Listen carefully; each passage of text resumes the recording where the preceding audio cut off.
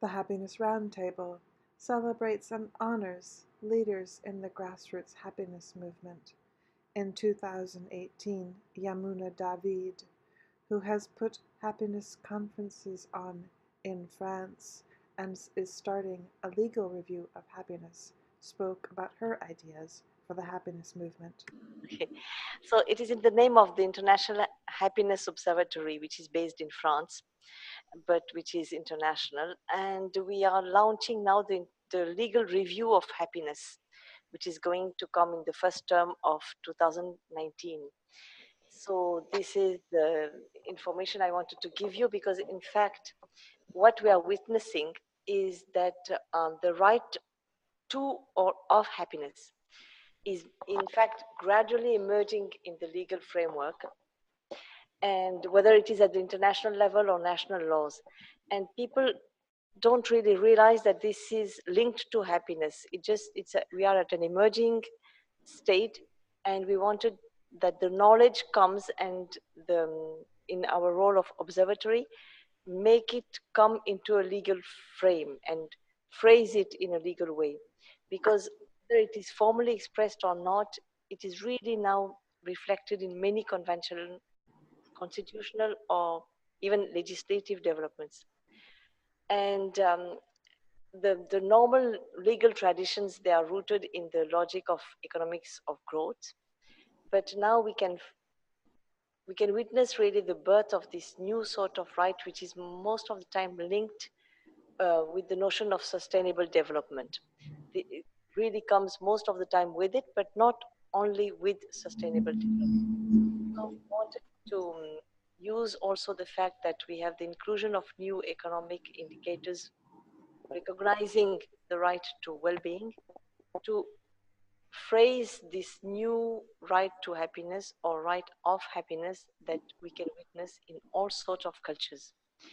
So in this context, in fact, what we want really to also emphasize is that how could we say that it's a way to disseminate the really innovative solutions that are emerging in policy makings, and whether it is by local authorities or in international levels. And also the underlying approach of this review's aim is also to put the right to or of happiness in the scientific landscape. And that will accredit the reality and the legitimacy of this, all these thoughts, and it will testify the vitality, how could we say, of the aspiration of contemporary societies, that we can see express a desire to really renew the perception of the world.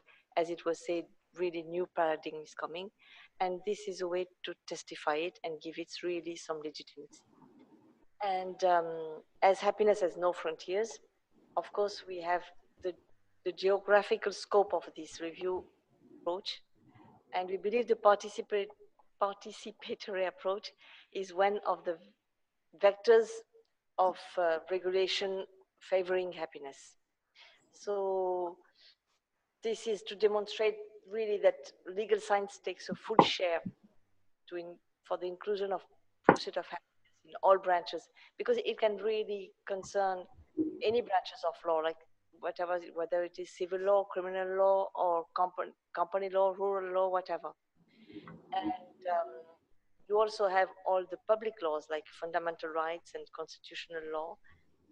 So really the ambition of this journal is to be really using all this variety of fields, and we think that this could give, for all the work of all of you are doing, it could give some reference, a scientific and legal reference, and could be also helpful for um, contributing to this new paradigm of happiness and societal happiness.